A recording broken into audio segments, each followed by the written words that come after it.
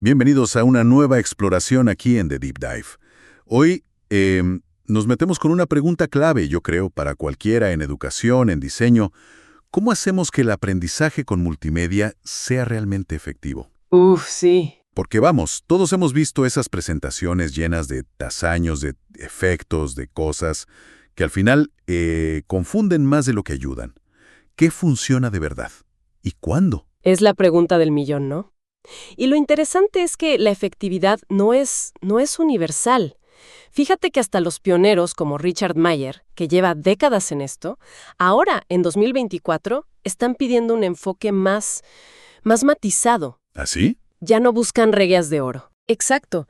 Ya no es tanto buscar la regla que funcione siempre, sino entender las condiciones límite. O sea, ¿para quién funciona esto? ¿Para qué tipo de lección? ¿Bajo qué circunstancias específicas? Es pasar de buscar la receta mágica a entender los ingredientes, ¿sabes? Y cómo combinarlos según el plato que quieras cocinar. Entiendo. Entender los ingredientes. Me gusta esa analogía. Y bueno, para arrojar luz sobre esos ingredientes y sus combinaciones, hoy tenemos una fuente excepcional, diría yo. Sí. Es un metaanálisis recién publicado que revisa casi 30 años de estudios del propio Mayer. 30 años, desde 1990 hasta 2022. Una barbaridad de trabajo. Totalmente. Y un metaanálisis, para quienes quizás no estén tan familiarizados, básicamente lo que hace es combinar los resultados de muchísimos estudios previos para tener una visión más sólida, más global. Claro, como ver el bosque en lugar de solo árboles individuales. Exacto. Así que nuestra misión hoy es, bueno, desglosar estos hallazgos, ver qué estrategias multimedia han demostrado ser más confiables, cuáles son más inconsistentes y por qué el contexto, la edad, la materia, el objetivo, es tan crucial. Queremos entender los principios de fondo, ¿no? Más allá del brillo de la tecnología. Exacto. Y fíjate que el primer titular de este estudio ya nos da una pista importante. En promedio, las estrategias multimedia sí tienen un impacto positivo. Hay un efecto medio que cuantifican como G igual a 0.37. G igual a 0.37. ¿Qué significa eso en cristiano? Bueno, esa G es una medida estadística del tamaño del efecto. Un 0.37 nos dice que el beneficio es notable, es consistente en general. O sea, no es algo trivial, ¿eh? Pero tampoco es una bala de plata que vaya a transformar radicalmente todo el aprendizaje. Ok. Notable, pero no milagroso. Eso. Y lo más importante, ese promedio, ese 0.37, esconde una variabilidad enorme debajo. Muchísima. Ahí está el quid de la cuestión, ¿no? En la variabilidad. No es un simple funciona o no funciona. Para nada. Es un depende. Es un depende. Muy bien. Pues vamos a sumergirnos en esos detalles. Si tuviéramos que apostar por los seguros, según este metaanálisis, ¿cuáles serían esas estrategias multimedia que sí dan buenos resultados de forma consistente? Las que parecen funcionar mejor en distintas situaciones. Pues mira, hay varias que destacan por su robustez. Una, que puede sonar casi obvia, pero que se olvida muchísimo, es eliminar los detalles seductores. ¿Detalles seductores? Suena intrigante. Sí, se refiere a quitar toda esa información irrelevante. Las imágenes bonitas, pero que no aportan nada esencial, la música de fondo que distrae, los datos curiosos que se van por las ramas. Ah, ya veo. Lo superfluo. Exacto. Parece que nuestro cerebro agradece mucho que le quitemos el ruido, que le dejemos concentrarse en lo importante. Menos es más, de verdad. Es curioso, ¿verdad? Porque va un poco en contra de esa intuición de vamos a hacerlo más atractivo, más visual. A veces confundimos decorar con comunicar eficazmente. Totalmente. Recuerdo esas presentaciones en la universidad llenas de animaciones que no venían a cuento y solo mareaban. Sí, todos hemos sufrido alguna. Bueno, pues ligado a eso está el principio de modalidad. Este sugiere que es mejor combinar narración, o sea, voz hablada, con elementos visuales, gráficos, animaciones clave, en lugar de poner un montón de texto escrito en la pantalla junto a esos mismos visuales. Ajá. ¿Por qué? La idea es no saturar el canal visual, no pedirle al ojo que lea texto y a la vez procese imágenes complejas, sobre todo si el que aprende no controla el ritmo, si la presentación avanza sola. Se trata de gestionar la carga cognitiva, ¿sabes? De no pedirle al cerebro que haga malabares con demasiada información del mismo tipo al mismo tiempo. Entiendo. Es como distribuir la carga.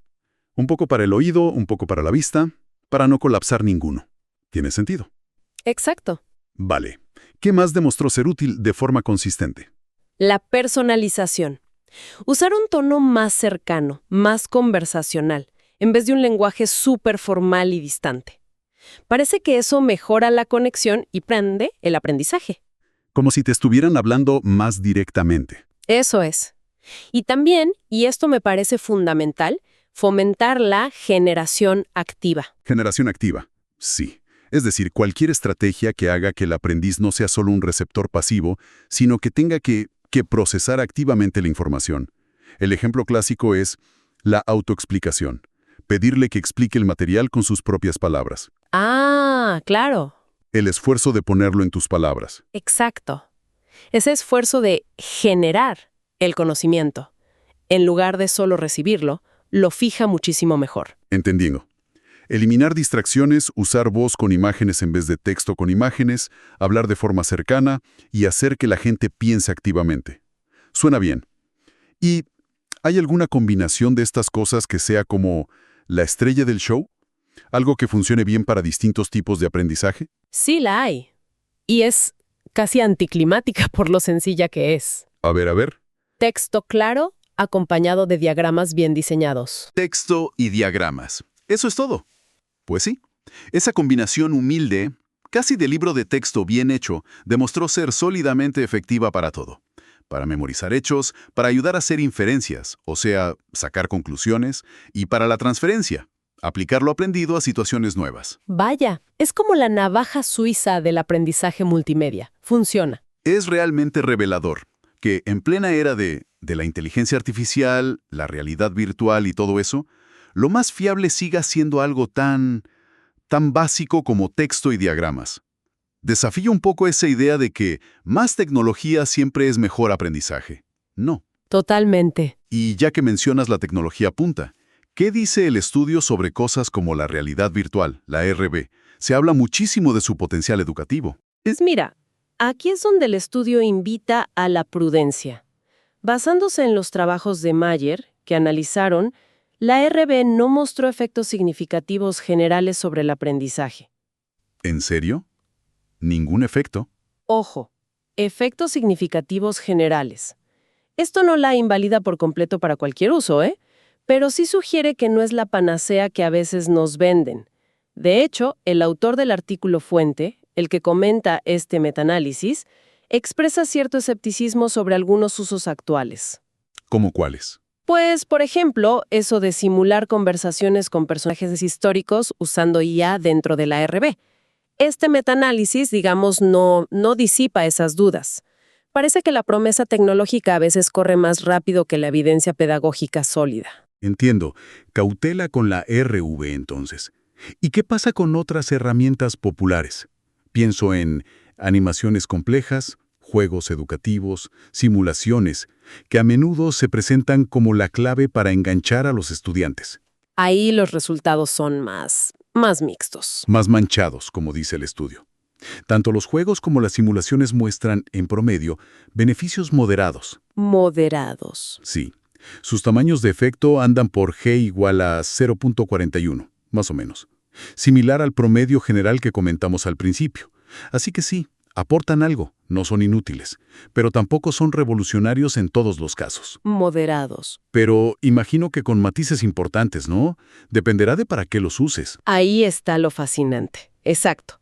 Su mayor fortaleza parece estar en tareas que requieren pensar, aplicar el conocimiento, lo que llamamos inferencia, razonar con la información, y transferencia, usarla en contextos nuevos. Ajá. Usar datos, su ventaja es menor. O sea que, si quieres que alguien entienda un sistema complejo, cómo funciona, y pueda predecir qué va a pasar, una buena simulación puede ser genial. Exacto. Pero si solo quieres que memorice unas fechas, unas capitales, quizás es matar moscas a cañonazos con un juego súper elaborado. Justo eso.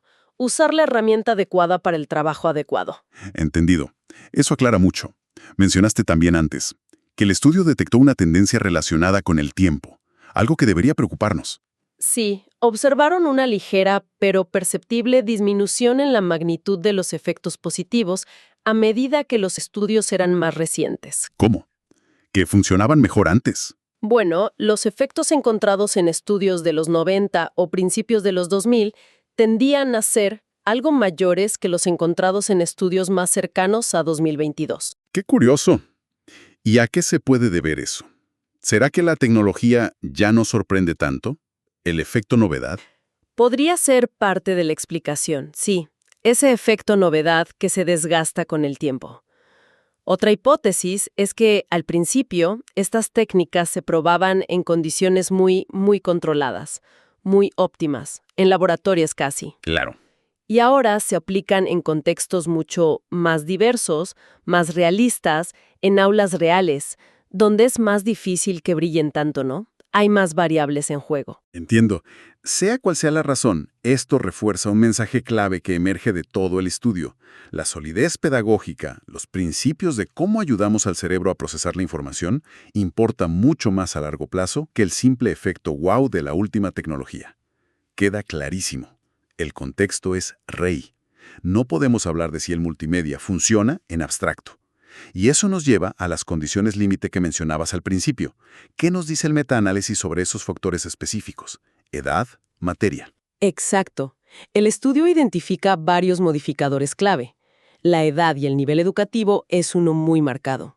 Los mayores beneficios se vieron consistentemente en estudiantes universitarios y de medicina. Universidad y medicina. Sí. En cambio, para estudiantes de primaria y, fíjate qué curioso, también de posgrado, los efectos fueron menores o incluso inexistentes en algunos casos. Eso es sorprendente. ¿Por qué en los extremos, los muy principiantes y los muy avanzados funcionaría menos? Bueno, la hipótesis principal es que estas estrategias funcionan mejor para quienes tienen ya una cierta base de conocimiento, pero todavía no son expertos. Ajá. Los principiantes totales, los niños de primaria, por ejemplo, quizás se vean abrumados por la propia interfaz o la información visual si es compleja. Les aumenta demasiado la carga cognitiva. Y los expertos, los de posgrado, por otro lado, ya tienen sus propios modelos mentales muy desarrollados. Quizás no necesiten tanto estos andamios externos. Incluso podrían interferir con sus propios procesos, que ya son eficientes. Entiendo. Es como una ayuda óptima para quien está en proceso de construir su conocimiento. Ni al principio, ni al final del camino, sino en medio. Algo así, sí. Interesante. ¿Y qué pasa con el tipo de materia? También es un factor importante. Las materias STEM, ciencia, tecnología, ingeniería, matemáticas y las de medicina mostraron mayores beneficios del aprendizaje multimedia que las artes liberales o las humanidades. Eso tiene más lógica, quizás. Probablemente. La naturaleza de muchos conceptos y procesos en STEM se presta muy bien a la representación visual, esquemática. Piénsalo, diagramas, modelos, simulaciones. Claro, es más fácil hacer un diagrama del ciclo del agua que, no sé, de la ironía en Shakespeare, aunque ambos sean complejos. Exacto. Se conecta con ideas como las de John Sweller sobre dominios bien definidos versus mal definidos. Las estructuras de conocimiento en ciencias suelen ser más jerárquicas, más explícitas, que, por ejemplo, en la interpretación literaria, que es más abierta. Tiene sentido. Y supongo que el objetivo de aprendizaje también cambia las reglas del juego, ¿no? No es lo mismo buscar que alguien memorice algo que buscar que lo aplique. Precisamente. El metaanálisis lo confirma. Los beneficios del multimedia son significativamente mayores cuando el objetivo es la transferencia, aplicar el conocimiento en situaciones nuevas, y la inferencia, razonar con la información, comparado con el simple recuerdo factual, la memorización pura y dura. O sea que donde realmente brilla el multimedia bien diseñado es en fomentar una comprensión más profunda, más flexible, no solo en acumular datos. Exactamente, ahí es donde parece sacarle más jugo. Vale, a ver si recapitulo. Hemos visto qué funciona consistentemente, texto simple plus diagrama. ¿Qué es más dudoso o necesita más evidencia? La RB en este análisis. ¿Qué es mixto y depende del objetivo? Juego o simulaciones. Y cómo todo esto depende crucialmente del contexto, edad, materia, objetivo de aprendizaje. Pero hay una explicación de fondo, un modelo que nos ayude a entender por qué existen estas diferencias. Mencionaste algo de la carga cognitiva antes. Sí, la hay. Y se basa, como decías, en cómo procesamos la información a nivel cognitivo. El marco teórico que sustenta gran parte del trabajo de Mayer y que este metaanálisis usa para interpretar los resultados es el modelo SOI. Soy. Sí, son las siglas de 3 procesos mentales clave: seleccionar, organizar e integrar. Entender esto nos da una especie de mapa para navegar por qué unas estrategias funcionan y otras no, dependiendo de la tarea. Seleccionar, organizar, integrar. Suena fundamental. ¿Podrías desglosar un poquito cada uno? Claro. Seleccionar es el primer paso. De toda la información que nos llega, palabras, imágenes, sonidos, tenemos que filtrar y prestar atención a lo relevante. Es como usar un foco en una habitación oscura para iluminar lo importante. Ok, filtrar lo esencial. Exacto. Este proceso es crucial para el aprendizaje factual, para captar los datos clave. Luego viene organizar. No basta con seleccionar piezas sueltas, hay que conectarlas, estructurarlas mentalmente para entender las relaciones entre ellas, como armar un rompecabezas con las piezas que seleccionaste. Muy buena analogía. Es como construir un esquema o un mapa mental a partir de esas piezas. Esto es vital para poder hacer inferencias, para entender el cómo y el porqué de las cosas. ¿Entendido? Y finalmente, integrar. Este es el paso donde conectamos esa nueva estructura mental, ese mapa que hemos construido, con nuestro conocimiento previo, con lo que ya sabemos. Es como enchufar el nuevo mapa a nuestra red de mapas existente en el cerebro. Conectar lo nuevo con lo viejo. Eso es. Y este proceso es el corazón de la transferencia, lo que nos permite usar lo aprendido en situaciones nuevas y diferentes. Seleccionar lo relevante, organizarlo en una estructura coherente e integrarlo con lo que ya sabemos. Entonces, si lo entiendo bien, diferentes estrategias multimedia podrían ser buenas o malas, dependiendo de a cuál de estos 3 procesos ayudan o dificultan, ¿no? Exactamente. Has dado en el clavo. Y eso, a su vez, dependería de lo que queramos lograr. Memorizar, entender relaciones, aplicar. Precisamente. Si conectamos esto con los hallazgos que vimos antes. Para el aprendizaje factual, que depende mucho de una buena selección que funciona, pues diseños simples, sin distracciones, adiós detalles seductores, con señales claras que guíen la atención, justo lo que el metaanálisis encontró como efectivo. Claro. Para el aprendizaje inferencial, que necesita mucha organización, ¿qué ayuda? Pues apoyos estructurales, segmentar la información compleja, usar organizadores gráficos, presentar las relaciones causa-efecto explícitamente. Tiene lógica. Y para la transferencia, que exige una integración profunda con lo que ya sabes, guerrilla, las estrategias de generación activa, la autoexplicación, la personalización que conecta contigo, resolver problemas, todas esas cosas te obligan a hacer ese puente entre lo nuevo y lo viejo. Esto explica perfectamente por qué texto más diagramas es tan robusto. El texto ayuda a seleccionar la información verbal clave. El diagrama ayuda a organizarla visualmente, y la combinación facilita la integración al mostrar explícitamente las relaciones. Es un apoyo directo a los 3 procesos SOI. Que sea súper inmersiva, podría fallar si no se diseña con mucho cuidado. ¿Por qué? Porque la carga cognitiva de simplemente navegar el entorno 3D, interactuar con los controles, etc., puede sobrecargar los procesos de selección y organización. Te deja pocos recursos mentales libres para hacer la crucial integración con tu conocimiento previo. Ok. Te quedas tan ocupado manejando la tecnología que no te da tiempo a pensar en lo que significa, algo así. Por eso la pregunta fundamental al evaluar cualquier multimedia debería ser: ¿a qué proceso SOI apoya principalmente? ¿Y ese apoyo coincide con mi objetivo de aprendizaje? ¿Hechos, inferencia, transferencia? Vaya, este modelo SOI no solo explica los hallazgos, sino que nos da una especie de lista de verificación mental para diseñar o elegir herramientas multimedia. Eso es muy, muy potente. Esto en consejos prácticos. ¿Cuáles serían los principios clave para llevarnos de esta exploración? A ver, yo creo que podríamos resumirlo en 3 ideas centrales. Primero, priorizar el compromiso cognitivo, no el entretenimiento superficial. Compromiso cognitivo. Sí, las estrategias más efectivas son las que activan al aprendiz, las que le ayudan a seleccionar, organizar e integrar, fomentar lo que se llama aprendizaje generativo. Y a veces lo más simple, como texto y diagramas bien hechos, es lo más efectivo para eso. Ok, primero eso. Segundo, Ajustar la herramienta al objetivo y al proceso cognitivo. No todo sirve para todo. Necesitas selección para hechos básicos. Busca claridad, simplicidad, elimina ruido. Necesitas organización e integración para resolver problemas complejos.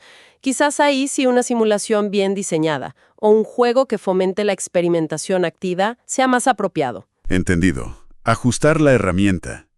Y tercero, Considerar siempre el contexto. ¿Quién es el aprendiz? Edad, conocimiento previo, qué materia estamos enseñando, cuál es la meta final. No hay soluciones únicas. Ya vimos que los efectos más potentes se dieron en contextos específicos, universidad y medicina, materias STEM, y para objetivos de aprendizaje profundo como inferencia y transferencia. queda muy claro. Priorizar lo cognitivo, ajustar la herramienta al objetivo y al proceso y considerar el contexto.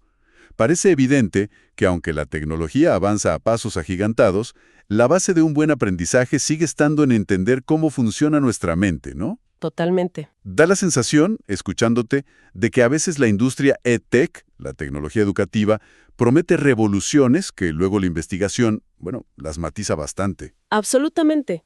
Este metaanálisis se suma a la creciente evidencia de que los beneficios de muchas tecnologías educativas a menudo se han exagerado o dependen enormemente de una implementación muy cuidadosa. Ojo, no estás diciendo que el multimedia no sirva, ¿verdad? No, para nada, ni mucho menos. Hay desarrollos fantásticos y gente haciendo un trabajo increíble aplicando estos principios de forma efectiva.